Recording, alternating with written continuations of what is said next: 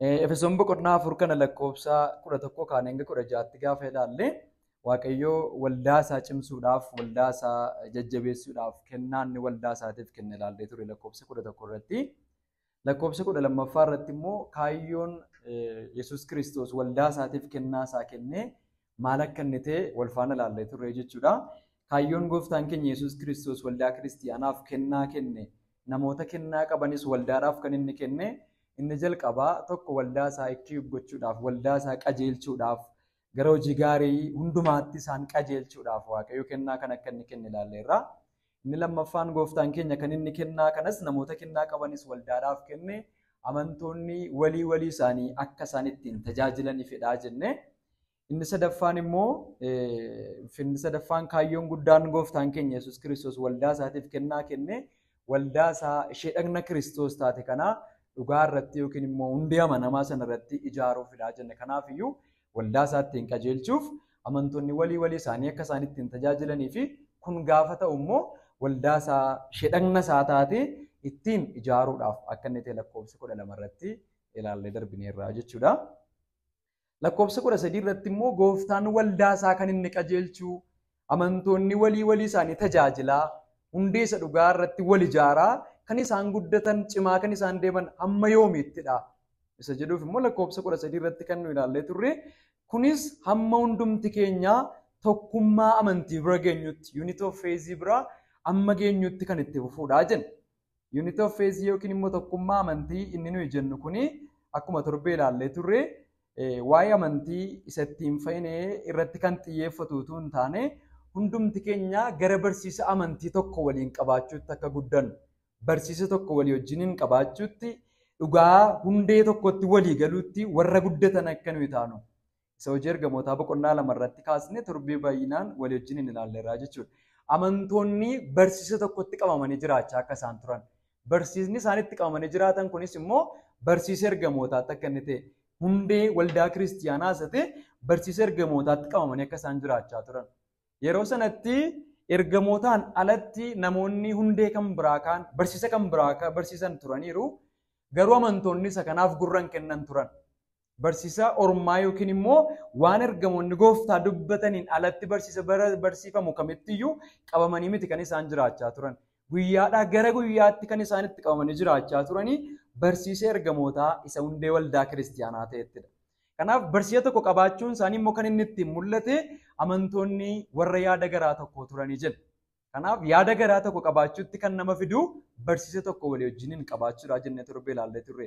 Namni amma barsiisaan tokko hin ta'initti yaada tokko qabaachuu akka inni hin dandeenye walii wajjiniin ilaallee turre jechuudha. Kanaaf yaada tokko qabaachuun dhamaatiidhaan yookiin immoo barsiisa kan biraa dhaggeeffachuudhaan kan dhufu utuu hin taane hundee tokko irratti ijaaramuudhaan barsiisa dubbii gooftaatti walii galuudhaan tokkummaan inni dhugaaf tokkummaan yaada garaa amantoota gidduu akka inni dhufu. Isa kana inni Phaawulos xiyyeeffannoodhaan waldaa warra Efesooniif barsiisuu jechuudha. Hundumti isaanii gara barsiisa tokko walii wajjiniin qabaachuutti akka isaan dhufan, barsiisaan gargar ba'uu akka isaan hin qabne, hundee tokko irratti akka isaan walii galuu qaban tokkummaa amantii inni jedhu kanaa jenne.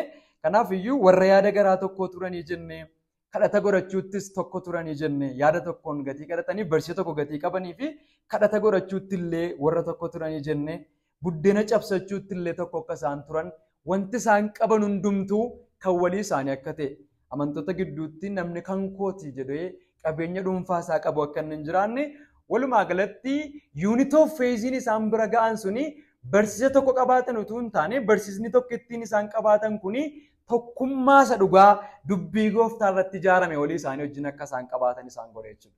Kanaaf tokkummaan inni dhugaa kan inni dhufu barsiisa tokko walii wajjiniin qabaachuudhaan akka inni ta'e. Amantoonni gara tokkummaa isa dhugaatti akka isaan dhufan. Akkuma kana jechuudha Phaawulos waldaa Efesooniin gara tokkummaa isa dhugaa dubbii gooftaa irratti hundaa'e qabaachuutti hamma dhufnutti gooftaan waldaa isaa keessatti akka inni hojjetu sagalee isaarraa ni barannaa jechuudha. Inni lammaffaan torbee kaasnee turre waa'ee barsiisa tokkotti walii galuu kan jedhu amantoonni waan macaafa qulqulluu keessa jiru guutummaa masaa irratti walii galuu ni danda'u kan jedhuu fi doktiriin kan jedhu kuni qoodama garaagaraa akka inni qabu. Innis immoo piraayimeri doktiriin kan jedhamu akka inni jiru, sekendari doktiriinidhaa fi namoonni tokko tokkollee teresherii doktiriiniin akka inni jiru macaafa qulqulluu keenya yookiin immoo seenaa waldaa kiristiyaanaa keessatti kan barreessanii jiran akka inni jiru macaafa keenya keessatti utuu hin taane seenaa waldaa kiristiyaanaa keessatti hin arganna. Sababni isaa macaafa qulqulluu keenya keessatti kun piraayimeriidha kun sekendariidha waan jedhu hin argannu garuu piraayimerii, sekendarii, teresherii warreen nuyi jennee waamnu kuni amantoonni hundumtuu dhuguma amanaa dhugaa ta'uun isaanii kan inni ittiin mirkanaa'u. Waldaan kiristiyaanaa dhuguma waldaa waaqayyoo ishee dhugaa ta'uun ishee kan inni ittiin mirkanaa'u. Namni tokko dhuguma gooftaatti amaneera jennee kan nuyi fudhannu dhugaan namni sun dirqama amanuu qabu. Dhugaan namni sun dirqama understand gochuu qabu. Wanti amantoonni tokkummaatti hubachuu qaban bu'uura tokko wanti isaan walii wajjiniin qabaachuu qaban akka inni jiru. Barsiisa sagalee waaqayyoo keessaa. Inni kunis warreen akkamiif fakkeenyaaf torbee waliin ilaalle turre gatiteef. Amanaan waldaa kiristiyaanaa keessa jiru amanaan an gooftaa Yesuus Kiristoositti amaneera jedhee dhugaa ba'u kamiyyuu barsiisni inni amanuu qabu maal fa'i jenneera. Fakkeenyaaf hundumti keenya dubbachuu hin dandeenye maal fa'i? Tiriiniitii akkamittiin amanaan hundumtu gaafa dhugaamatti namni kun amanaadha jennee kan nuyi fudhannu waaqayyo keenya waaqayyo tokkicha akka inni ta'e waaqayyo keenya inni tokkichi kun immoo waaqayyo tokkicha qaama sadiin of ibsee akka inni ta'e qaamonni sadanuu garuu waaqayyoon ta'uu isaanii nama amanee fudhatu ta'uu qabaa jenneerra. Inni kan biraan Yesuus gooftaan keenya waaqayyo isa dhugaa nama dhugaa akka inni ta'e gooftaan keenya Yesuus Kiristoos nama dhugaa waaqayyo dhugaa nama guutuu waaqayyo guutuu ta'uu isaa amananii fudhachuuni amanaa ta'uu keenya wanta adda nu baasuudha jechuudha namoota namanneerraa. Waldaa kamiin keessa jiraachuu dandeenya amanaa ta'uudhaaf garuu isa kanatti amanuun keenya dirqamadha jechuudha. Isinii galeera wantoota bu'uuraa geeddaramuu hin dandeenye essential warreen ta'an geeddaramuu warreen hin dandeenye amantoonni hundumtuu ilaalcha tokkoof beekumsa tokko irratti qabaachuu kan isaan qabanidha jenne. Inni kan biraan sekendarii teresherii warreen nu jennu mata duree keenya miti gediteef kontekstii kanaan ala bee dubbachuu hin danda'u garuu akkas hin dubbistan. Torbee ilaalleerra waan ta'eef waldaan tokko waldaa dhugaa jedhamuudhaaf ulaagaa akkamii guutuu qabdi.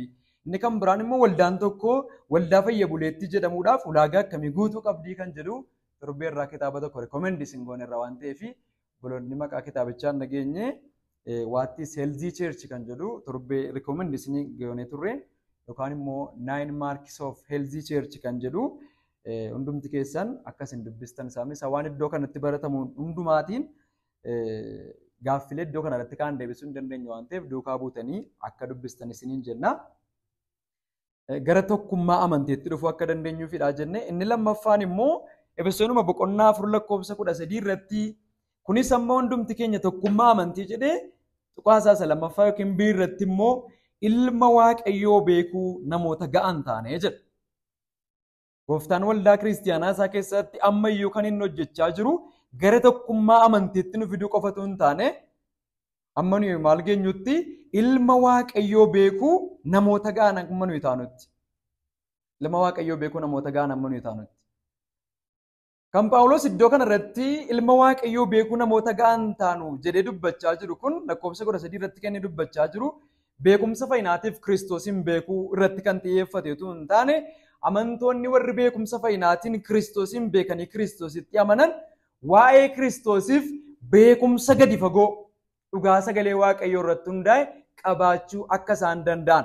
Kanaaf beekumsa fayyinaa jedhee Kiristoosin beekuu inni Efesoon boqonnaa 4 lakkoofsa 13 irra jiru kuni isa Luqaas boqonnaa 1 lakkoofsa 77 irra jiru wajjin tokko miti jechuudha.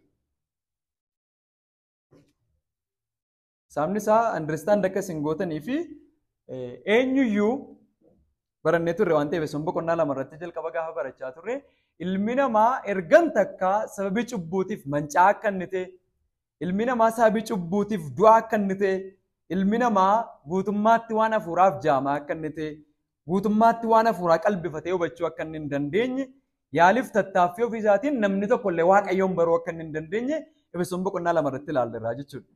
Kanaaf gara fayyinaa akka nuyi dhufnuu fi nuti yaalii ofii keenyaatiin dhamaatii ofii keenyaatiin gara gooftaa beekuutti dhufe otoo hin taane waaqayyootu Kiristoosin beekuu garaa keenya keessatti nuuf ibsa.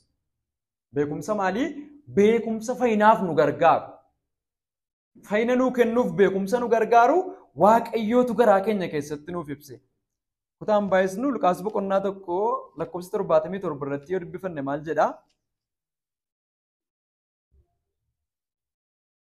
Luqaas boqonnaan tokko lakkoofsa 77 beekumsa fayyinaa saba Waaqayyoof kennuudhaaf dhiifamuu cubbuu isaanis argamsiisuudhaaf jedha. Beekumsa fayyinaa saba Waaqayyoof kennuudhaaf. Beekumsi fayyinaa kun isa Waaqayyo karaa hafuura isaatii Kiristoosiin beekuu garaa keenya keessatti nuuf ibsu. Kana jechuun namni tokko gaafa Kiristoos Yesuusitti amanu Waaqayyo duraan dursee beekumsa waa'ee Kiristoosiin Waaqayyo kun beekumsa waa'ee Kiristoosiin kana jechuun Yesuus kun Waaqayyoon ta'uusaa nama guutuu ta'uusaa Yesuus kun cubbuu akka inni hin qabne yakka akka inni hin qabne qajeelaa akka inni ta'e garuu sababii cubbuu keenyaatiif akka inni du'e yakka keenyaaf akka inni du'e qajeelummaa keenya ta'uudhaaf warra du'an keessaa akka inni ka'e namni sattaman immoo jireenya akka inni argatu beekumsa keenya garaa keenya keessatti kan nuuf ibse eenyudha? Waaqayyoodha jechuudha. Waaqayyo beekumsa fayyinaa garaa keenya keessatti nuuf ibseera. Inni Efesoon boqonnaa 4 lakkoofsa 13 irra jiru kun egaa beekumsa isa gaafa jalqaba Kiristoositti amanne Waaqayyo garaa keenya keessatti nuuf ibse miti. Sababni isaa ergaan kun kan inni barraa jiru amantootaafidha. Mitire? Amantootaaf jechuun warra gooftaatti amananiif barraa jira. Isa gaafa beekumsa isa jalqabaa sanaa nuuf barreessaa jira utuu hin taane warri Waaqayyoo beekumsa fayyinaa garaa keenya keessatti nuuf ibsee gara Kiristoosiin dhufne kun iddooma gaafa jalqaba Kiristoosiin barree akka nu hin turre guyyaadhaa gara guyyaatti waa'ee Kiristoosiin beekumsa gadi fagoo qabaachaa waa'ee Kiristoosiin hubannoo gadi fagoo qabaachaa gara gooftaatti guddachuu akka nu deemnuu fi ilma Waaqayyoo beekuu namoota ga'an akka nu taanuuf isa inni nu barreessedha jechuudha. Isa kana Efesoon boqonnaa 1 lakkoofsa 17 irrattis yeroo barachaa turre jalqaba waliin ilaalaa turreedha. Phaawulos kadhannaa isaa isa jalqabaa amantoota Efesooniif kadhatu keessatti kadhannaa isaa keessatti kadhannaa kana kadhatee ture. Waaqayyo gooftaa keenya Yesuus Kiristoos abbaan ulfinaa hafuura ogeessota isin godhu. Waaqayyoon beekuus isa isinitti mul'isu akka isiniif kennuuf nan kadhadha. Iddoo kanatti Phaawulos namoonni inni kadhachaa jiru namoota Waaqayyoon hin beeknedha. Gaafa ilaalaa ture namoota Waaqayyoon hin beeknedha. Jarri kuni gooftaatti amananiiru, Waaqayyootti amananiiru. Kadhannaan Phaawulos iddoo kanatti kadhachaa jiru garuu ammayyuu caalchisanii Waaqayyoon akka isaan beekan.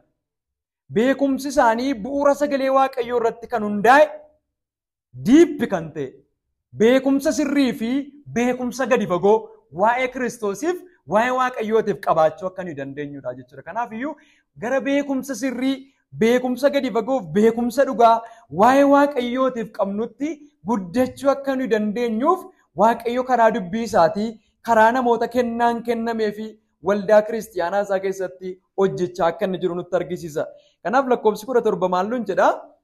Abbaan ulfinaa hafuura ogeessota isin godhu Waaqayyoon beekuu isa isinitti mul'isu akka isiniif kennuuf nan kadhadhaa jedha. Itti fufee 18 irratti maalluun jedha? Waamichi isaa abdii maalii akka of keessaa qabu? Ulfinni warri Waaqayyoof qulqullaa'an itti darbanii argachuuf jiranis badhaadhummaan isaa maal akka ta'e beekuudhaaf ija qalbii keessanii akka isiniif ibsuuf kadhata kooti jedha. Kanaaf Waaqayyo abbaanuu ta'uu isaa duwwaa utuu hin taane badhaadhummaa Waaqayyo abbaanuu ta'uu keessa jiru. Kiristoos fayyisaa keenya nuu ta'uu qofa, Kiristoos gooftaa keenya nuu ta'uu beekuu qofa utuu hin taane badhaadhummaan eebbii Kiristoos fayyisaaf gooftaa keenya nuu ta'uu keessa jiru maal akka inni ta'e caalchisnee beekumsa gadi fagoo qabaachuu akka nu dandeenyuu fi gara ilma Waaqayyoo beekuutti namoota guddatan akkas hin taatan ittiin nuun jedha. Ameen.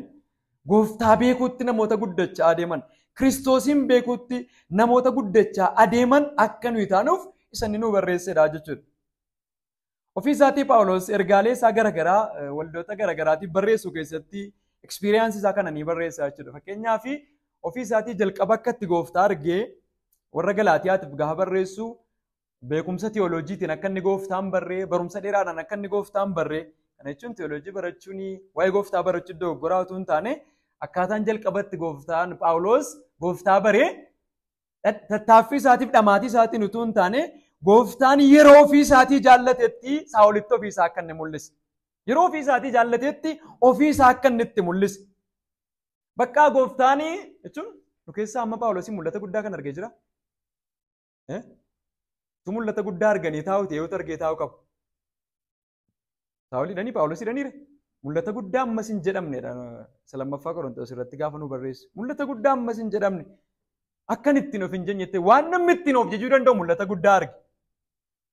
Garuu mul'atuma guddaa amma kana gawargee xumura ergaa isaatii irratti gaafa laaltan kitaaba koo maraa kitaaba kootii iddoo kana naaf fidi qotta. Ganna kana san dubbisa waan ta'eef yeroo hundumaa kan isin argitan isaa oliin isaa dubbisu, isaa macaafa qayyabatu, maraa macaafaa isaa dubbatu, kitaabolee kakuu moofaa guutummaa isaa qoratuuti kan isin argitan. Mul'ata guddaa amma kana gahuu argeera. Maaliif itti dhufee macaafa dubbisa isaa oli? Waaqayyo keenya waaqayyo baramee hin dhumne waan ta'eef. Gooftaan keenya gooftaa baramee hin dhumne gatii ta'eef ammayyuu waa'ee waaqayyootiif beekumsa gadi fagoo, beekumsa dhugaa qabaachuun waan nu barbaachisuu fi caalchifnee gara gooftaa beekuutti akka nuyi guddannuu fi gooftaa beekuutti akkas hin guddattaniif nuun jedha. Gooftaa beekuutti akkas hin guddattaniif nuun jedha. Sababni isaa ofii isaatii warra Qorontosii fi ergaa barreessu keessatti Phaawulosii ammatti beekumsinii waa'ee Kiristoosiif qabnu akkam jedha. Akka nama of ilaalee keessatti argee waa'ee isaa hubatiin hafeeti. Beekumsa baay'ee xinnoo akka ta'e jechuudha beekumsinii ammoo waa'ee Kiristoosiif qabu. Kanaaf gooftaan guyyaatti karaa fura isaatii maal nu keessatti hojjechaa jira jennaan beekumsinii waa'ee Kiristoosiif qabnu abjuu akka nu jalaa hin taane. Akka nama abjuu keessa waa argee ganama waa'ee isaa irraanfateetti utuu hin taane beekumsi keenya beekumsa gadi fagoo akka ta'u. Beekumsa hin raafamne. Bubbee barsiisa sobaatiin beekumsa hatamuu hin dandeenye. Beekumsa raafamuu hin dandeenye. Beekumsa dhugaa waa'ee Kiristoosiif qabaachuu akka nuyi dandeenyutti ilma waaqayyoo beekuutti namoota guddatan akkas hin taatan nuun jedha. Ameen. Beekumsa kana gooftaan keenya Yesuus Kiristoos ofii isaatii Wangeelaa Yohaannis boqonnaa 10 irratti hariiroo tiksee hoolotaatti fakkeesseera. Hariiroo tikseedhaaf hoolotaatti gaafa fakkeessu gooftaan keenya Wangeelaa Yohaannis boqonnaa 10 irratti obboleessi keenya sila nuuf dubbisee ture. Wangeelaa Yohaannis boqonnaan 10 Yesuus gaafa dubbatu maal jedhaa? Lakkoobsa 4 irratti. Hoolota isaa hundumaa erga gadi yaasee fuula isaanii dura hin adeemaa. Hoolonni sagalee isaa waan beekaniif isa duukaa hin bu'u jedha. Lakkoobsa 5 irratti sagalee warra ormaa waan hin beekneef nama ormaa hin baqatu malee isa duukaa hin bu'anii jedha. Yesuus dubbii haalaa kana isaanitti hime. Isaan garuu wanti inni isaanitti hime kun maal akka inni ta'e hin hubanne jedha. Itti fuftanii dubbistanii ani hoolota koo beekaa hoolonni koo sana beekuu jedha. Karaan ittiin hoolonni tiksee isaanii beekan iddoo kana irratti gooftaan keenya maal jechaa jira? Sagalee koo beekuu jedhe. Sagalee isaa beekuun isaanii bakka hoolaadhaa sagalee gooftaa isheetti beekti jechuu keenyatu hin taane beekumsi hoolaan iddoo kana irratti waa'ee tikseetiif qabdu gooftaan keenya maalitti fakkeesse bakka sagalee koo beekti jedheenni. Sagalee koo waan beektuuf immoo ana duukaa buuti jedhe. Beekumsichi beekumsa jireenyaan mul'ataa jiruudha jechuudha. Beekumsa gadi fagoodha. Sadarkaa duukaa bu'uutti, disaayippil sadarkaa ta'utti, isaaf abboomamuudhaan, isaaf bitamuudhaan, sadarkaa gooftaa duukaa bu'uutti beekumsa jiru. Beekumsa odeeffannoo wayii miti jechuudha. Beekumsi tikseedhaaf hoolaa gidduu jiru. Akkuma intimate relationship yookiin immoo hariiroo gadi fagoo hoolotaaf tiksee gidduu jiru gooftaan keenya iddoo kana irratti fakkeenya fudhate Phaawulosis kan inni dubbatu beekumsa gadi fagoo waa'ee gooftaa keenyaatiif qabaachuu akka dandeenyu. Hariiroon keenya sadarkaa informationii irra akka inni jiraachuu akka hin qabne. Beekumsni ilma waaqayyoof qabnu informationii irra dhaabbachuu akka hin qabne. Beekumsa gadi fagoo, beekumsa amanamaa isa sagalee waaqayyoo keessaa argame irra dhaabbachuu akka inni qabu iddoo kana irratti nu barsiisaa jechuudha. Beekumsa gadi fagoo waa'ee gooftaatiif akka nuyi qabaannu. Beekumsi gadi fagoon waa'ee ilma waaqayyootiif nuti qabnu immoo bara biyya lafaarra jiraannu guutummaatti waan nuyi barreeffannu iyyuu miti. Guyyaadhaa gara guyyaatti beekaa kan nuyi guddachaa deemu. Ganama galgalatu nu hin jenni fuula isaa baraa, amala isaa baraa, maal akka inni jaallatu baraa, maal akka inni jibbu baraa, akkamitti akka isaaf abboomamnu, akkamitti akka isaaf bitamnu, akkamitti akka isa jaallannu baraa. Ameen. Guyyaadhaa gara guyyaatti isa baraa guddanna gooftaa keenya. Gooftaa gaafa itti amanne barreeffinne miti gooftaan keenya. Gaafa itti amanne beekumsi hammitee garaa keenya keessatti nuuf ifeeraa. Garuu amma gooftaan karaa hafuura isaatii, karaa sagalee isaatii guyyaadhaa gara guyyaatti gara beekumsa ta'etti nu guddisaa jechuudha.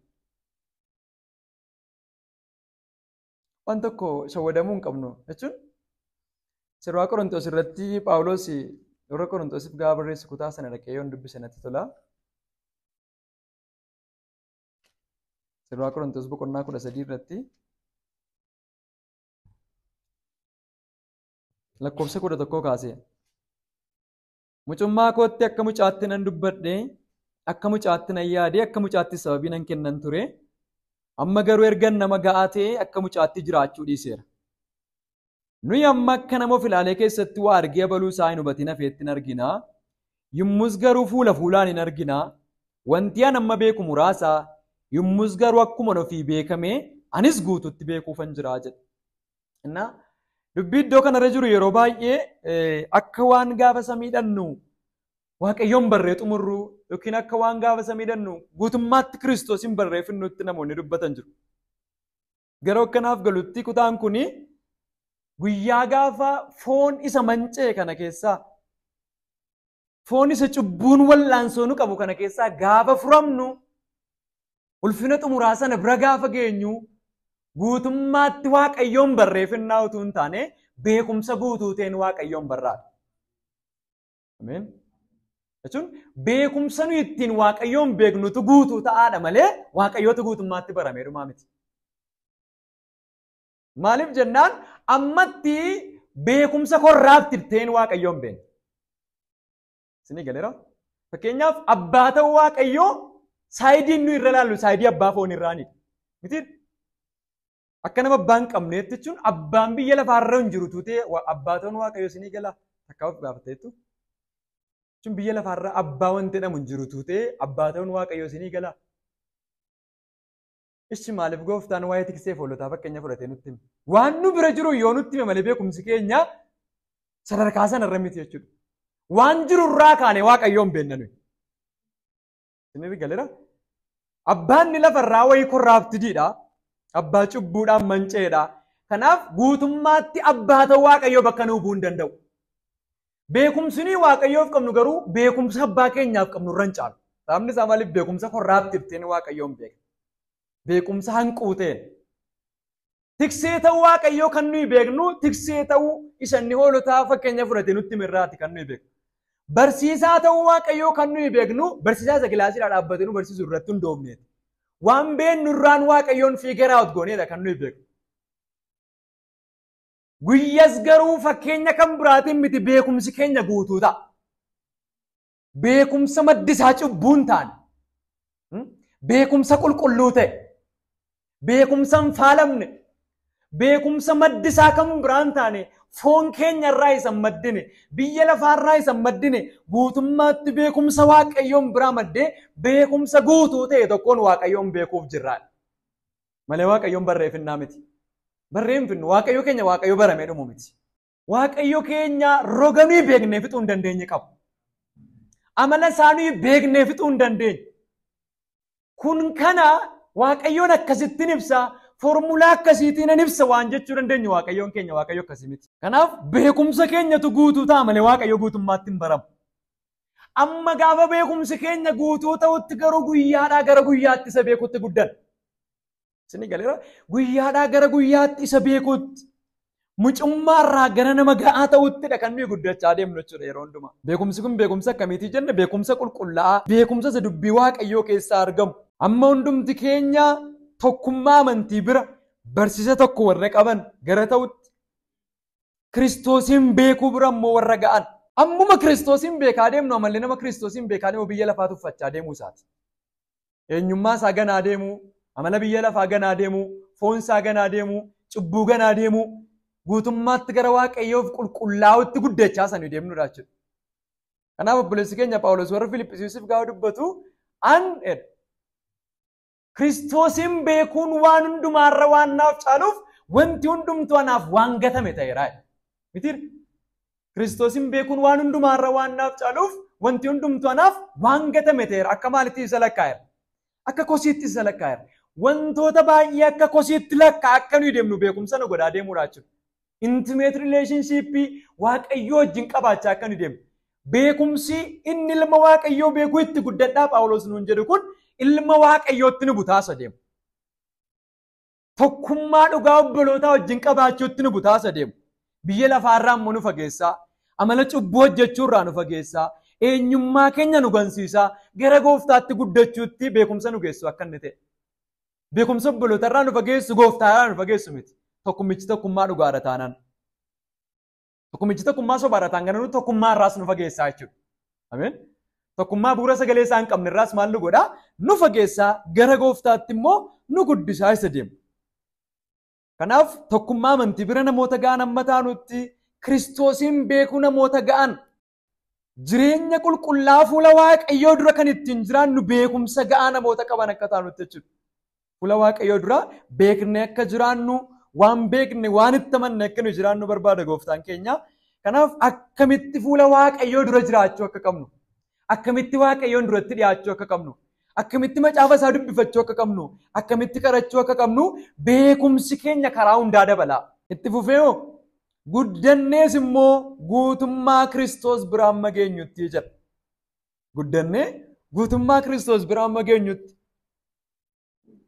Isa kana Efesoon boqonnaa 1 lakkoofsa 5 fi Roomaa boqonnaa 8 lakkoofsa 29 irratti gaafa dubbifannu Efesoon boqonnaa 1 5 fi kutaama barannee darbine irratti Efesoon boqonnaa 1 5 fi Roomaa 8:29 irratti gaafa arginu kaayyoon Waaqayyoo inni bara baraa amantoonni hundumtu amanaa dhugaa warri ta'an hundumtu gara fakkaattii ilma isaatti dhufaa akka isaan deemanidha. Galmi Waaqayyoo inni bara bara fakkaattii ilma isaa isa obboloota baay'ee hangafa ta'uuf jiru akka nuyi taanudha. Kanaaf gooftaan guyyaa guyyaatti karaa macaafa isaatii karaa hafuura qulqulluu isaatii gara maalitti nu fiduu barbaada?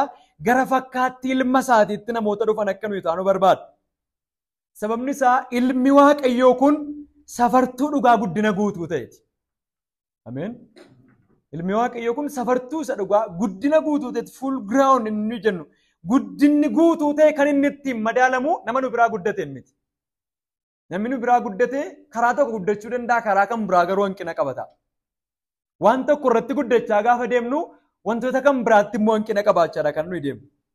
Guddinni guutuu ta'e kan ittiin madaalamu Kiristoosidha. Sadarkaa guddina guutuu ta'e to the standard rate of Christ own perfection inni nuun jedhu Efesoon boqonnaa 4 lakkoofsi 13 kuni safartuu guddina guutuu ta'e isa kan Kiristoositti guddachuu akka nuyi dandeenyu. Guddina guutuu ta'e guddachuu akka dandeenyu.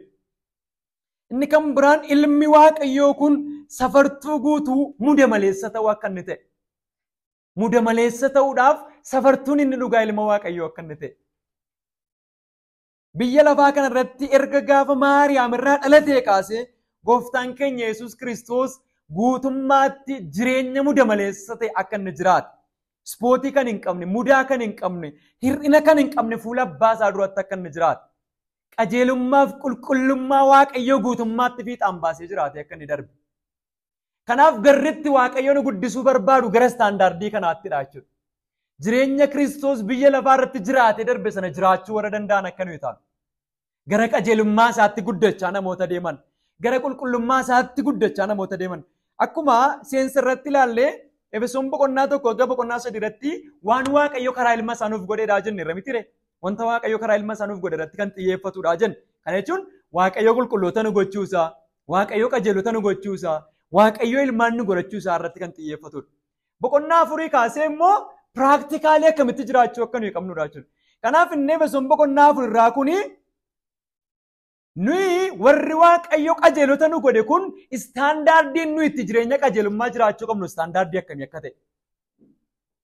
Istaandaardiin nuyi ittiin jireenya Waaqayyoof addaan bahuu jiraachuu qabnu madaaltuunsaa, safartuunsaa hammam akka inni ta'e. Kanaafuu hammam nuun jedhaa hamma safara Kiristoositti. Haleluuyaa. Akkuma Kiristoos Waaqayyoof addaan obbaase guutummaatti jireenya qulqulluuf qajeelaa ta'e jiraatee darbe isinis immoo jireenya qulqulluuf qajeelaa ta'e jiraachuu akka dandeessan nuun jedha. Boqonnaa jalqabaa keessatti qajeelota akka nuyi taane nutti himeera. Amma garuu qajeelummaan keenya sadarkaa kamitti piraaktis ta'uu akka inni qabu. Qajeelummaa keenya qulqullummaan keenya hojiidhaan amma mul'achuu akka inni qabu kun nutti himudha.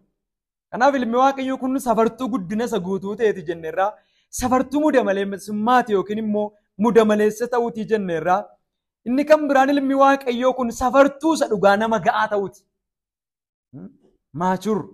Maachurdina bisanii jennu nama ga'aa yookiin immoo bilchinni guutuu ta'e kan ittiin madaalamu ilma Waaqayyootiin.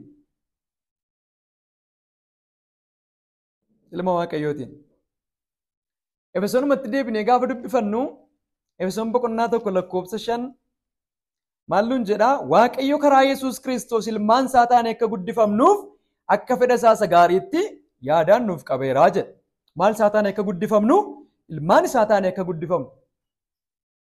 Innaa Roomaa boqonnaa 8 lakkoofsa 89 irratti kutaa hundumti keenya beeknu, kutaa kana dubbifachuudhaan miti, kutaa hundumti keenya beeknu inni obboloota baay'eedhaaf hangafa ta'uuf akka inni jiru uumamuu biyya lafaa dura akka inni yaadaan qabne. Obboloota baay'eedhaaf hangafa ta'uuf akka inni jiru.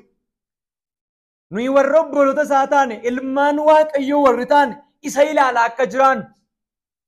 Qajeelummaadhaaf jireenya qajeelummaa jiraachuuf gaafa kaanu kan nu ilaaluu qabnu hangafa keenya isa ta'e. Akkamitti akka inni jiraatee darbe. Akkamitti akka inni cubbuu wajjin wallaansoo qabe. Akkamitti akka inni cubbuu mo'ate. Akkamitti akka inni dhiphina hundumaa obsaan danda'e. Akkamitti akka inni gad of deebise. Seera Waaqayyoof akkamitti akka inni abboomamaa ta'e. Hamma dhumaatti waan hundumaa obsaan akkamitti akka inni danda'e. Isa ilaalaa akka jiraannuuf Waaqayyoo isin ilmaanii nuun jedha. Namoota eenyuun ilaalaa guddatan. Ilma Waaqayyoo ilaalaa namoota guddatan akka nuyi ta'a. Kanaaf kutaa kana irratti Phaawulos ana ilaalaa guddadhaan jedhu, ergamaa Yohaannisiin ilaalaa guddadhaan jedhu, perfeekt isa ta'e. Ameen. Safartuu qajeelummaa isa xumuraa isa ta'e. Madaaltuu qulqullummaa isa xumuraa isa ta'e. Gara istaandaardii sanaatti guddachuu akka dandeessaniif. Haleluuyaa. Gooftaan guyyaadhaa gara guyyaatti dubbii isaa nu sooraa. Warra dubbii isaa nu barsiisan kan inni nuu kennu. Eegdota warra ta'an waldaa kiristiyaanaaf kan inni kenne maaliif jennaan warreen adaraatti kenname kun dubbii Waaqayyoo nu sooraa gara kamitti akka nu guddisaniif. Gara safartuu sirrii ta'e gara Kiristoositti akka isaan nu guddisaniif. Jireenya mudaa hin qabne jiraachaa gara isaatti akka guddannuuf. Kanarratti immoo Efesoon boqonnaa 1:23 gaafa darbitanii ilaaltanii waldaan kiristiyaanaa dhagna Kiristoosii inni waan hundumaa karaa hundumaan guutummaa isaatti dhagna isaa kanatti hin jiraataa. Ammayyuu akka inni dhagna isaatti jiraachaa jiru. Kanaaf nu warri dhagna isaa taane kun jireenya isaa jiraachuu akka nuyi qabnu. Amalli isarraa mul'ate nurraa mul'achuu akka inni qabu. Amalli Waaqayyoo inni caaffata qulqullaa keessatti barreeffame nurraa mul'achaa akka deemu. Ameen. Amalli Waaqayyoo inni caaffata qulqullaa keessatti nuuf barreeffame nurraa mul'achaa akka deemu.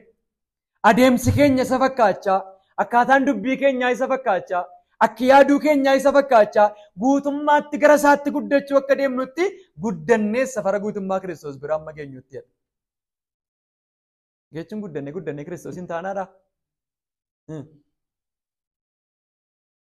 Guddannee gaafa samiidhan nuyi Kiristoosiin taana. Waaqayyoon taanaa nuyi gaafa samiidhan ta'uu hin dandeenyu. Nama guutuu taana. Qajeelummaan keenya qulqullummaan keenya guutuu akka inni ta'u. Namoota shaakala cubbuu hin beekne kara tokkoon iyyuu namoota cubbuu hin hawwine guutummaatti qulqullummaaf qajeelummaa Waaqayyootiif namoota addaan baafaman akka nuyi taanu guyyaa sanatti. Safara qulqullummaa Kiristoosiin safara qajeelummaa Kiristoos inni biyya lafaa irratti piraaktis gochaa ture. Piraaktis akka nuyi goonuuf. Kanaaf ergamaa Yohaannis illee gaafa nuuf barreessu ergaa Yohaannis irraa boqonnaa 2 lakkoofsa 6 irratti dubbii kana nutti dubbata. Namni isatti nan jiraadha jedhu immoo karaa Yesuus Kiristoos irraa deemuun hin taa'u. Beekumsi nuyi itti guddachaa jirru inni kun akkuma sila dubbanne duukaa bu'uudha jechuudha. Karaa Yesuus irra ba'uudhaan guddatamaa jechuudha. Akka jechuun karaa Yesuus Kiristoos irra ba'uun nuu ta'a gaafa jedhu namni isatti nan jiraadha jedhu yookiin kiristaana namni jedhu ana manaadha namni jedhu gooftaa duukaa bu'eera namni jedhu karaa Yesuus irra ba'uun hin ta'a gaafa jedhu karaan Yesuus Kiristoos irra ba'e yoo argitanii suma jalqabaa Filiphisiis boqonnaa 2 irratti karichi karaa gad of deebisuuti miti. Gooftaan keenya tajaajiluma isaa kan inni jalqabe jechuun Waaqayyo nama ta'uu isaa kan inni ittiin jalqabe gad of deebisuudhaan. Gad of deebisuudhaanidha tajaajila isaa kan inni jalqabe. Inni kan biraan abboomamaa ture gooftaan keenya. Guutummaatti fedha Waaqayyoof kan of kenne ture. Amma xumuraatti immoo cubbuudhaan wallaansoo kan qabe ture. Nu al tokko waan gooftaan keenya cubbuudhaan qorame nutti hin fakkaatu miti. Akkamitti cubbuun dandeessa qoraannaa. Gooftaan keenya cubbuu kan inni hojjenneef cubbuun waan isan qorreef miti. Wallaansoo qabee waan mo'eef malee. Miti? Qorameera moo qoramne gooftaan keenya Yesuus Kiristoos? Qorameera. Qorumsa cubbuu nu ittiin irra qoramnu hunduma isaatiin qorameera. Qorumsa cubbuu Addaam ittiin kufe hunduma isaa qorameera gooftaan keenya Yesuus Kiristoos. Garuu immoo ati karicharra bahutu sunii taa'adha.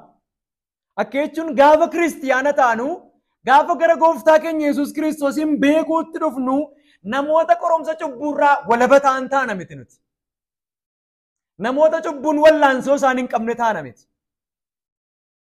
Garuu karaa sanarra ba'aa gaafa nuun jedhu akkuma inni hangafa ta'e gooftaan keenya Yesuus Kiristoos cubbuudhaan wallaansoo qabe cubbuu mo'ate. Isinis amma dhiigni keessa lola'utti maaliin wallaansoo qabaa nuun jedha Phaawulos. Barreessaa warra biroota cubbuudhaan wallaansoo qabaa nuun jedha. Cubbuudhaan wallaansoo qabaa nuun jedha.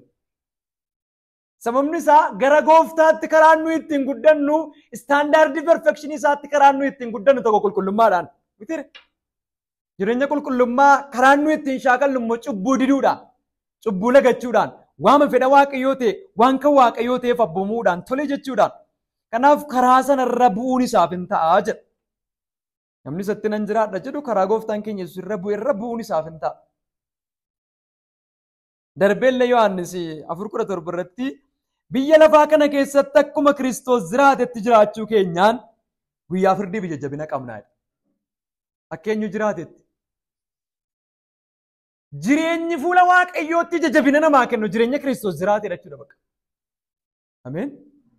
Jireenyi Kiristoos biyya lafaarra jiraate darbee istaandaardii perfekshinii waaqayyoo kan qabu akka inni ta'e mudaa kan hin qabne guutummaatti jajabina guutuu fuula abbaa isaatti kan qabuuf firdiirraa walaba kan ta'e. Kanaaf biyya lafaa kana keessatti akkuma Kiristoos jiraatetti jiraachuu keenyaan. Maaliif beektuu dhugaa dubbachuudhaa fi riyaalitii amma keessa jirru yoo ilaalle gaafa kutaalee sila dubbifanne sirraa Qorontos boqonnaa 13 gaafa dubbifannu Qolaasaayis boqonnaa 3 gaafa dubbifannu Sirrooyaanis boqonnaa 3 gaafa dubbifannu akka Kiristoosiin taana wanti ni fakkeenya fudhannu isa guyyaa xumuraati malee isarra lafarratti ittiin jiraannu akka isaa taana jechuun barbaannu baay'een keenya. Miti ishee piraaktisii gaafattu jiraachuu sanu gaafatu akka isaa taana jechuun barbaannu. Isa kamiin barbaanna? Guyyaa xumuraatti akka isaa akka taanu jechuun waan baay'ee hawwina xumura irratti. Xumura jireenya keenya irratti waan baay'ee hawwina. Foon kana keessaa gaafa butamnu akka waan waaqayyo waan macaafa irratti hin barraa'e wayii nu godhutti yaadna. Booddee gaafa fooniif lubbuun keenya gargar ba'u dhagna du'aa ka'uu gaafa uffannu isa macaafa irratti nuuf barraa'e ulfina guutuudhaan gaamuu keenya jireenya guutuudhaan gaamuu keenya hin amanna taanaan isa macaafni nuu barreessee biyya lafaa irratti akka Kiristoositti jiraachuu isa qabnus amanuu qabna jechuudha. Ameen. Sababni isaa macaafni ammaaf nuu barraa'e miti ammaa kaasee amma bara baraatti ittiin akka jiraannuuf jireenyi keenya akka ittiin qajeeluuf kanaaf iyyuu akkuma Kiristoos jiraatetti jiraachuu keenyaan akkuma isaatti cubbuu mo'uudhaan akkuma isaatti waaqayyoof abboomamuudhaan akkuma isaatti seera waaqayyoof bitamuudhaan biyya lafaa kana irratti jiraachaa gara isaatti guddachuu akka nuyi qabnu sagalee waaqayyoo nutti dubbataa jechuudha. Fedha waaqayyoo utuu hin beekin fedha waaqayyoof abboomamuu hin dandeenyu. Mitiire wanti jalqabaa maal beekuudha? Waaqayyo maal akka inni fedhu beekuudha. Waaqayyo maal fedha? Wanti waaqayyoo fedhu nuu barraa'eera jechuudha. Kun fedha waaqayyoo isa mul'ateedha. Ameen. Macaafni qulqulluun fedha waaqayyoo isa mul'ataadha mitiire? Waaqayyo fedha isaa isa mul'ataa nuuf barreesseera. Kanaaf waaqayyo maal akka fedhu utuu hin beekin fedha waaqayyoo jiraachuu hin dandeenyu jechuudha. Kanaaf wanti jalqabaa Kiristoosiin beekuu gaafa jennu fedhi isaa maal akka inni ta'e jaalalli isaa maal akka inni ta'e gargar baasnee beekuu akka dandeenyu. Boqonnaa 5 irratti illee darbee akka nuun jedhu wallaalota hin ta'inaadha. Mitiire fedhi waaqayyoo maal akka ta'e adda baasaa beekaa malee wallaalota hin ta'inaa nuun jedhu. Sababni isaa fedhi waaqayyoo maal akka ta'e beekuu hin dandeenyu taanaan fedha waaqayyoo jiraachuu hin dandeenyu fedha waaqayyoof abboomamuus hin dandeenyu. Kanaaf inni jalqabaa fedhi isaa maal akka inni ta'e jaalalli isaa maal akka ta'e beekuutti guddanna. Ergasii hoo abboomamaa fi akkuma Kiristoos fedha waaqayyoof abboomamaa ta'e isinis fedha waaqayyootiif abboomamaa ta'a. Dhugaa dubbachuudhaaf jireenya koo keessatti fedha waaqayyoo caalaa utuu waaqayyoo fedha keenya nu guuteen wajjin jiraatee baay'ee nutti hin tolu. Fedha waaqayyoo guunnee waaqayyoo wajjin jiraachuu moo waaqayyoo fedha keenya guuteen wajjin jiraachuu nutti tolu?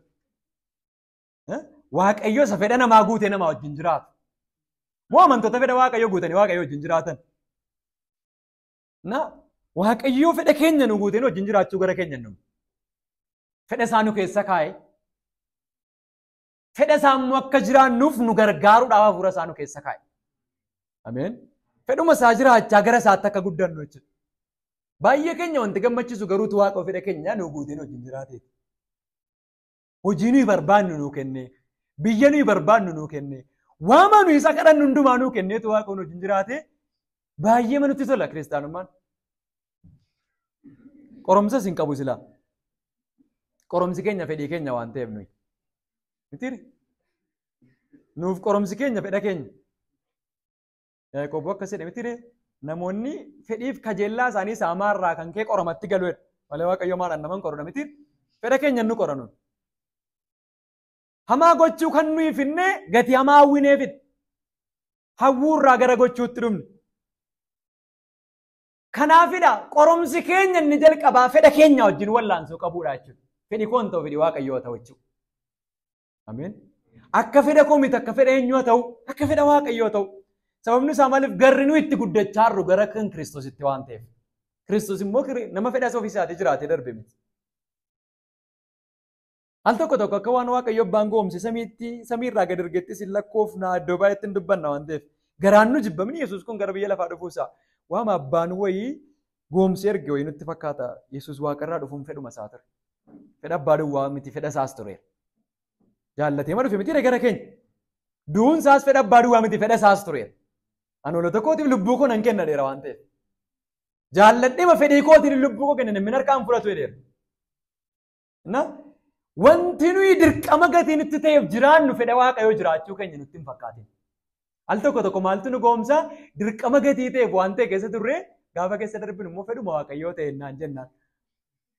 Dhuguma Waaqayyoo fedha isaatii keessa nu dabarsuu danda'a. Fedha Waaqayyoo akka inni ta'e amannee keessa darbuu qabna garuu. Ameen. Dirqama gatii nuti ta'eef jiraachuu hin qabnu jechuudha. Sababni isaa Yesuus jireenya dirqamaa miti fedha abbaa isaatiif abboomamee nuun jedhama. Dirqamsiifamee hin jiraanne.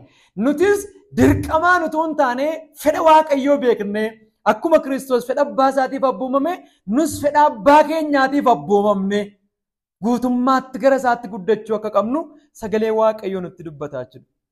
Hammuma hariiroon nuti karaa dubbii isaatii Waaqayyoo wajjin qabnu gadi fagaataa deemu Waaqayyo immoo karaa dubbii isaatii nu qulqulleessaa deemu. Isin galeera? Hammuma hariiroon nuyi dubbii isaa irratti qabnu gadi fagaachaa deemu Waaqayyo karaa dubbii isaatii nu qulqulleessaa deemu. Karaa dubbii isaatii Waaqayyo wajjin utuu hariiroon qabaatiin Waaqonna qulqulleessaa danda'e yaaduun dogoggora. Waaqayyo mala biraatti nu qulqulleessuu hin qabu. Shaaworii kan biraa nu galchee nu qulqulleessuu hin qabu karaa dubbii isaatii nu qulqulleessa. Mitiiri? Karaa dubbii isaatiin. Hariiroon karaa dubbii isaatii isaa wajjin qabnu nu qulqulleessaa deemu. Kanaaf hariiroon nuyi karaa dubbii isaatii Waaqayyo wajjin qabnu dabalaa jechuun karaa kan biraa hammi Waaqayyo gara ofii isaatiitti nu guddisaa jiru. Hammi Waaqayyo nu qulqulleessaa jiru maal ta'aa jira jechuudha dabalaa jira jechuudha. Kaayyoon inni kennaa ayyaana waldaa kiristiyaanaaf kenne isa kana jechuudha. Karaa dubbii isaatii maal gochuu nu qulqulleessuudhaaf. Kutaatti deemaa jiru Efesoon boqonnaa 5 lakkoofsa 26-27 dhannee dubbifanne sagalee Waaqayyoo maal nuun jedha. Kiristoos akkuma waldaa kiristiyaanaa jaallate waldaadhaafis dabarsee of kenne akkasuma abbaan manaasaa haadha manaasaa ajaallatu. Waldaan kiristiyaanaa Waaqayyoo biratti fudhatamtu akka taatutti Kiristoos karaa dubbii isaatii bishaaniin niquudhaan isheen qulleessa. Waldaas xuriif dirmammuun wanti kana fakkaatus utuu irratti hin argamin fudhatamtuu mudaa hin qabne godhee ulfinaan of dura ishee dhaabuuf jira jedha. Gara istaandaardii nuyi jennetti karaan Waaqayyoo ittiin nu guddisu karaa santifikeeshinii dubbii isaatiiti jechuudha. Karaa dubbii isaatii nu qulleessuudhaan dirmammuu xurii namoota hin qabne taane. Gara isaatti akka inni guddannutti Waaqayyo guyyaa hundumaa karaa dubbii isaatii akka inni nu qajeelchaa karaa dubbii isaatii akka inni nu qulleessaa deemu nutti argisiisa. Foon hin furamin kana keessatu jirru guutummaatti guddinni keenya sadarkaa qajeelummaaf qulqullummaa Yesuus gahuu hin danda'u. Beekuu danda'u qabna isa kana. Amma foon kana keessatu jirru. Akkas jechuun bakka silasoo guutummaatti qajeelummaan koo qulqullummaan koo fiixaan ba'an ta'u jennee immoo jireenya qulqullummaaf qajeelummaa jiraachuu dhiisuu hin dandeenyu. Fiixaan kan ba'e ta'uu yoo dadhabeeyyuu digirii irratti Waaqayyoon gammachiifnuuf ulfeessinu irra gahuu dandeenya. Karaa dubbii isaatii gara Waaqayyootti guddachuudha. Kanaaf inni Phaawulos jechaa jiru kun biyyuma lafaarratu jirtanii wayii bakka guutummaatti cubbuu kontorolii cubbuutiin ala baatu biyyuma lafaarratu jirtanii guutummaatti nama hawwa cubbuun qabne taatuutu hin taane biyyuma lafaa isa wallaansoon cubbuu keessa guute kanatti Waaqayyoon gammachiisaa jiraachuu hin dandeessu. Biyyuma lafaa isa wallaansoon cubbuu keessa guute kanarratti jireenya Waaqayyoon ulfeessu jiraattanii darbuu hin dandeessu. Karaa maalii? Karaa dubbii isaatii gara ilma isaatiitti guddachaa.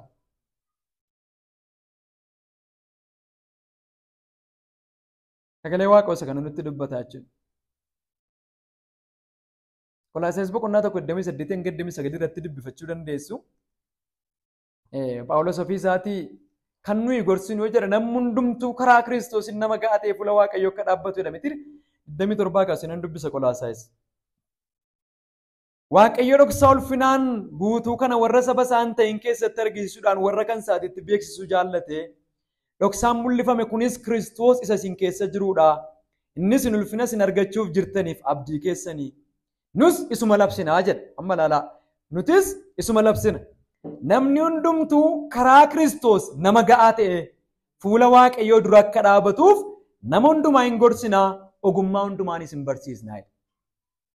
Nama ga'aa godhee fuula Waaqayyoo kan nama dhaabu dubbii Waaqayyoo duwwaadha jechuudha. Tooftaa keenya kamiin iyyuu nama ga'aa ta'uu hin dandeenyu fuula Waaqayyoo akka jechuun mucummaa irraa gara nama ga'aa ta'utti kan nu guddisu sagalee Waaqayyoo qofa akka inni ta'e. Hin gorsinaa, ogummaa hundumaan hin barsiifnaa.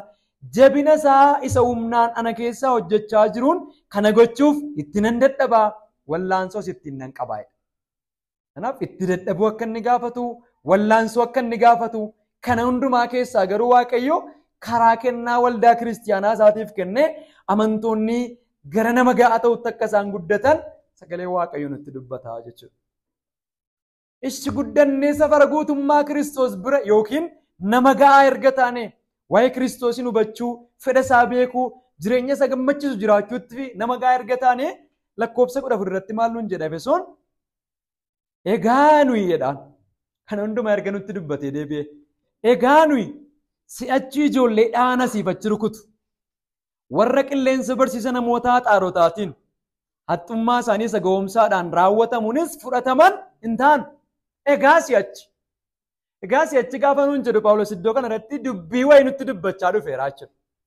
Akkamitti akka Waaqayyo waldaa isaa qajeelchuu, waldaa isaa akkamitti akka inni cimsuu, waldaa isaa akkamitti akka inni ijaaru, akkamitti gara tokkummaa amantiitti akka inni nu fide, akkamitti akka inni gara ilma isaa beekuutti nama ga'aa nu gochaa jiru.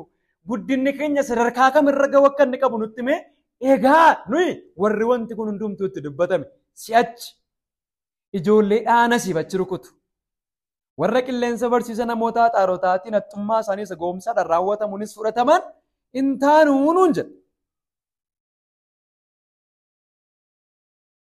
Waldaan kiristiyaanaa yeroo kennaa hafuuraa gooftaan waldaa isaatiin kenneen cimtu idifaayid yeroo taatu barsiisa sobaaf gowwoomsaa dhugaa of keessaa hin qabne keessatti cimsee dhaabbachuu ni dandeessi waldaan kiristiyaanaa. Gaafa barsiisa sagalee Waaqayyootti gadi dhaabbachaa deemtu karaa dubbii isaatii immoo idifaayid ta'a gaafa deemtu qulqulleeffamaa cimaa gaafa deemtu wanti guddaan jireenya waldaa kiristiyaanaa irratti mul'atu barsiisa sobaaf gowwoomsaa minaan guute keessatti jabaattee dhaabbachuu akka isheen dandeessu. Durii kaasee waldaa kiristiyaanaatiif qoromsi guddaan barsiisa sobaa kan ture macaafa keenya keessaa dubbisuu dandeessu. Jalqabumarraa kaasee baruma ergamoonni gooftaa kakuu haaraa yoo fudhanne jechuudha. Baruma ergamoonni gooftaa dhaabbatanii barsiisan irraa kaasee iyyuu waldaa kiristiyaanaatiif qoromsi guddaan barsiisa sobaa akka inni ture ni beekna. Dhugaa waa'ee Waaqayyoo yeroo hundumaa sobatti geddaruudhaaf seexanni namoota garaagaraatti fayyadamaa ture. Akkuma Waaqayyoo dhugaa sagalee isaatii amantoota isaa hubachiisuudhaaf namootatti gargaaramaa ture. Dhugaa Waaqayyoo gara sobaatti geddaruudhaaf barsiisaa xummaan guuteef barsiisa sobaa baay'ee isaa amantoota gidduu facaasuudhaaf seexanni namootattis fayyadamaa tureera jechuudha. Kanaaf Waaqayyoo sagalee isaatiin waldaa isaa jajjabeessuudhaan akka isheen barsiisa sobaa mo'achuun itti fuftu gochaa tureera. Kunis namoota dubbii Waaqayyoo barsiisan garaagaraa kaasuudhaan ture yeroo garaagaraatti. Inni kun immoo kennaa ayyaana Waaqayyootti waldaa isaa cimsuudha jechuudha. Ameen. Gaafa seexanni namoota barsiisa sobaa barsiisan kaasu haxxummaaf gowwoomsaadhaan namoota amantoota galagalchan gaafa kaasu Waaqayyo immoo karaa namoota isaatii dhugaa sagalee isaatii akka inni iddootti eegamu dhugaan sagalee isaatii akka baratamu godhee waldaan isaa dhugaa isaa irratti jabaattee akka isheen dhaabbattu gochaa tureera. Waldaa kan biraa dhiisnee waldaa Efesooniin fakkeenya fudhannee gaafa ilaallu waldaan Efesoon waldaa barsiisa sobaadhaan qoramtu ta'uu ishee maaliin beeknaa? Ergaa Phaawulos tiksituu waldaa kanaa Xiimotewosiif barreessee fi mul'ata Yohaannis boqonnaa 2 irratti ergaa gooftaan keenya Yesuus Kiristoos karaa ergamaa Yohaannis waldaa Efesooniif barreesse gaafa argitanii waldattiin kun qoromsa barsiisa sobaa keessa akka isheen jirtu arginaa jechuudha. Mee fakkeenyaaf mul'ata Yohaannis irraa kaanu mul'ata Yohaannis boqonnaa 2 irratti namoota waldaa Efesooniin tajaajilaa turan keessaa ergamaan Yohaannis tokkodha. Yeroo dheeraa mandara kana taa'ee dhuma gara bara jireenya isaa keessatti mul'ata gaafa barreessu waldoota torban biyya ishee keessa jiranitti hidhee gaafa ergaa isaa barreessu garee ergamaa waldaa Efesoonitti ergaan kun kan isa harka isaa mirgaatiin urjoota torban qabee baattuu ibsaa torban gidduu deddeebi'uti jedhii caafi. Ergichi hojii kee wanta ati itti dadhabdu obsaan danda'uu kee namoota hamoota immoo calluma jettee akka hin himne namoonni akkamii jiraachuu waldaa naannoo kana naannoo waldaan kun jirtuuf waldaa kana keessa namoota hamoota calluma jettee akka hin himne ishi warra ergamoota utuu hin ta'in nu ergamoota ofiin jedhan qortee ilaaltee sobduu ta'uu isaanii akka argite sanii beekaa. Waldaa kana keessa namoota akkamii jira? Ergamoota utuu hin ta'in nu ergamoota namoota ofiin jedhan. Maaliif akkas jedhattanii yaaddu namoonni kun? Hundee isa Waaqayyo kaa'e malee namoota hundee biraa kaa'anidha jechuudha. Dhugaa sagalee Waaqayyoo isa karaa ergamoota gooftaa mul'ateen alatti amantoota galagalchuudhaaf dhugaa sagalee Waaqayyoo isaan dhagaan irraa amantoota galagalchuudhaaf nu ergamoota jedhanii namoonni saba kana gidduu lixan akka isaan jiran. Caaffata garaagaraatiin namoonni amantoota dogoggorsan akka isaan jiran. Garuu waldaa kana jalqabaa kaasee Phaawulos akeekkachiisaa waan tureef tiksituu waldaa kanaas ta'ee Xiimotewosiif barsiisa sobaa akka inni cimsee mormuu itti gochaa waan tureef waldaan kun barsiisa sobaa cal jettee akka isheen hin dhiifne ergamoota warra ofiin jedhan qortee ilaaltee sobduu ta'uu isaanii akka argitees ani beekaa jedhe. Maaliin qortee ilaalte waldaan? Maaliin qortee ilaalte ni beektu? Safartuu kan biraa qabdi? Isa Phaawulos fa'aa barreessanidha jechuudha. Dubbiin yommuu isinitti dubbanneen alatti namni kan biraa dhufee dubbii biraa yoo isinitti dubbate namni tire sagalee Waaqayyoo isa barreeffamee jiruun alatti hundee kan biraa namni kaa'u sobaa gatiiteef waldaa kana keessa namoonni ergamoota sobaa ta'an amantoota burjaajessan akka isaan jiran namoonni amantoota burjaajessan akka isaan jiran sagalee Waaqayyoo nutti dubbata. Inni kan biraan Phaawulos Xiimotewosiin obbiraa gaafa Efesoonitti hambise kaayyoomti inni Xiimotewosiin mandara Efesoonitti hambisuu isaatii maal akka inni ta'e sirraa Xiimotewos boqonnaa 1 lakkoofsa 3 irraa ni argan. Kaayyoomti Phaawulos Xiimotewosiin soortuu yookiin tiksituu godhee waldaa kanatti hambiseef maal jedha lakkoofsa 3 mata dureen isaa barsiisa sobaarraa of eeggachiisuu isaa jedha. Yeroon Maqidooniyaa dhaquudhaaf ka'e akkuma si gorsee ture.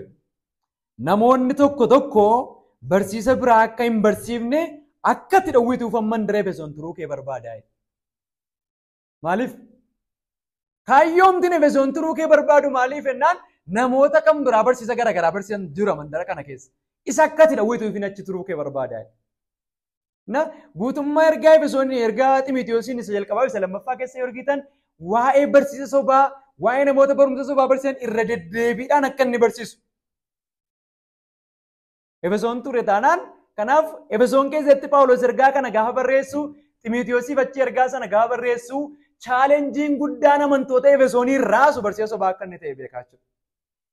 Wanti guddaan amantoota Efesoonii raasaa jiru karaa ergamoota sobaa raajota sobaa warreen jedhaman karaa obboloota sobaa wanti amantoota mandara Efesooniin jiran raasaa akka inni jiru gatii beekuu fi isa kana akka tittiftuufan mandara sana si kaa'ee jedha.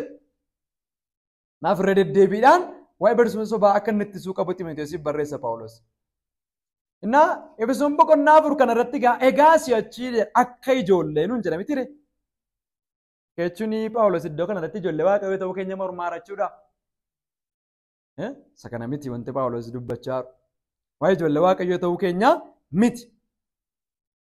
Ijoollee Waaqayyoo ta'uu keenya mormaa jiratu hin taane bilchina dubbii Waaqayyootti xobbee ta'uu mormaara jechuudha. Beekumsa sagalee Waaqayyootti xobbee ta'uu, hubannoo sagalee Waaqayyootti xobbee ta'uu, dubbii sagalee waaqayyoo beekuu dadhabuu mucaa ta'uu isa kanadha kan inni balaaleffachaa jiru. Akka mucaa ta'uu nurra hin jiru jedha. Sabni isaa gararraa irratti karaa sagalee waaqayyoo nama ga'aa ta'uu akka nuyi qabnu nutti dubbate. Miti lakkoofsa 13 irratti.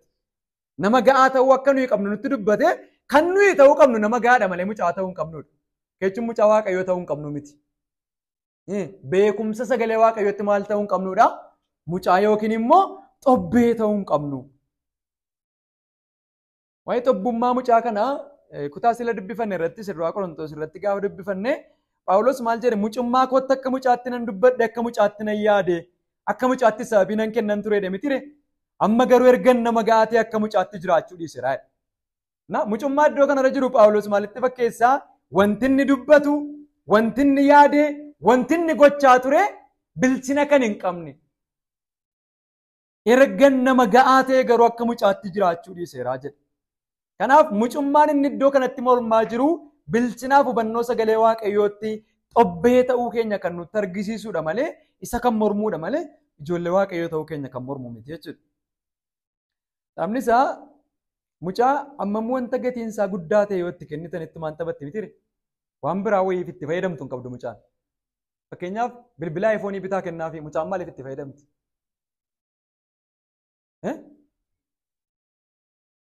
Dhabuma mitire parpasiin isaa inni walii galaa maaliif dhabaaf itti fayyadamti jechuun gammachuu miira isheetiif itti fayyadamti jechuudha walumaa galatti. Kaayyoon isin bittaniif waan biraa ta'u kan isheen itti fayyadamtuuf garuu waan biraa jechuudha.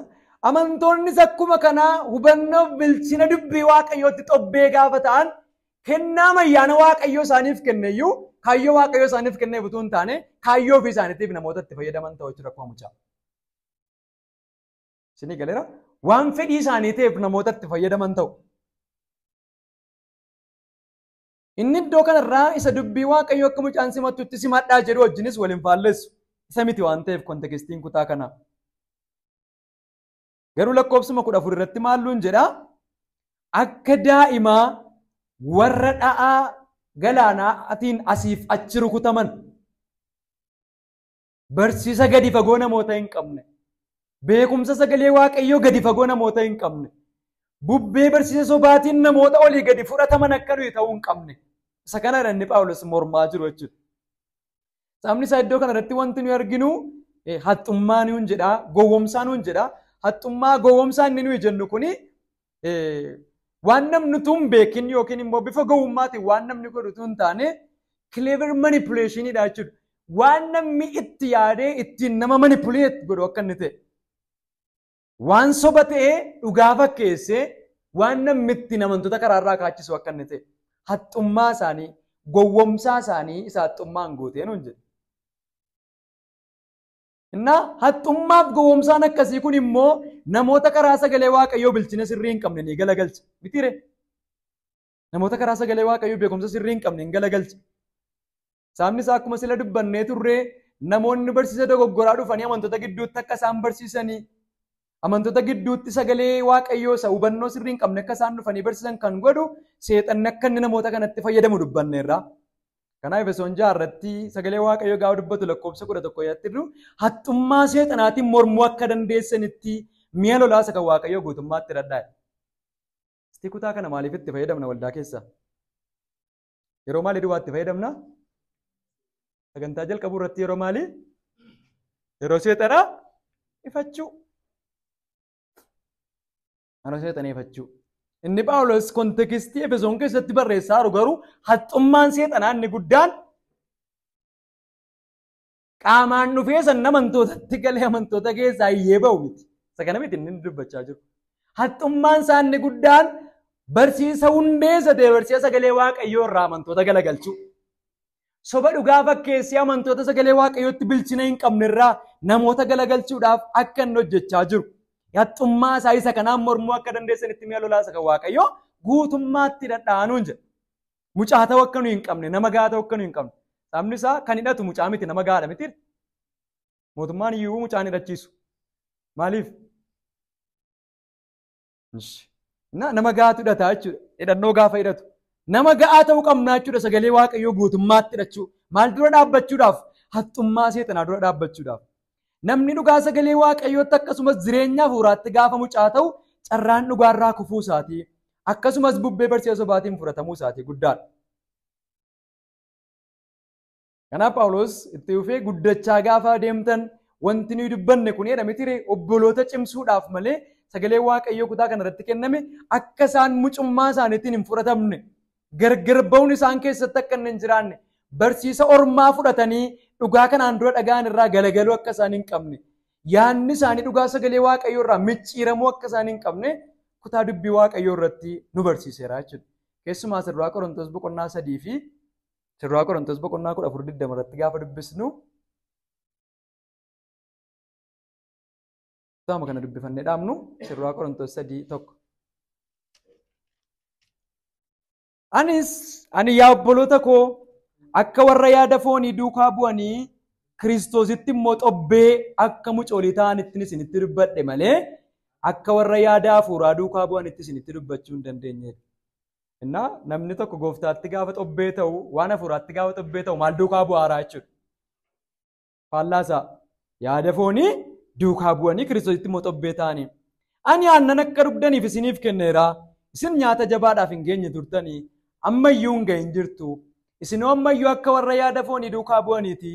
Hinaafuuniif wal qocculuun erga isin gidduu jiraate isin warra yaada foonii duukaa buutan mitiire akka yaada namaatti jiraattu mitiire isin keessaa inni tokko kan Apholoos jedhe inni kaan immoo kan Apholoos inni kaan kan Phaawulos inni kaan kan Apholoos yommuu jedhu warra akka yaada namaatti hojjettan ta'uu keessan mitiire de guutummaa isaatti dubbatanna xobbummaa waan hafuuraa keessaa dubbii sagalee waaqootti xobbee ta'uu keessaa kufaatiin guddaan barsiisaan gargar cabuun yookiin immoo dhugaa sagalee waaqayyoo irraa galagaluun akka inni jiru dubbiin waaqayyoo nutti himaa jechuudha. Kanaaf akka daa'imootaa dhaa galaanaatiin asiif achi darbatamuun akka nurra hin jirre dubbii waaqayyootti hiddi keenya akka gadi fagaatu beekumsa sagalee waaqayyootti nama ga'aa taane akka guddannuuf gooftaan karaa dubbii isaatii gara isa beekutti nu haa guddisu.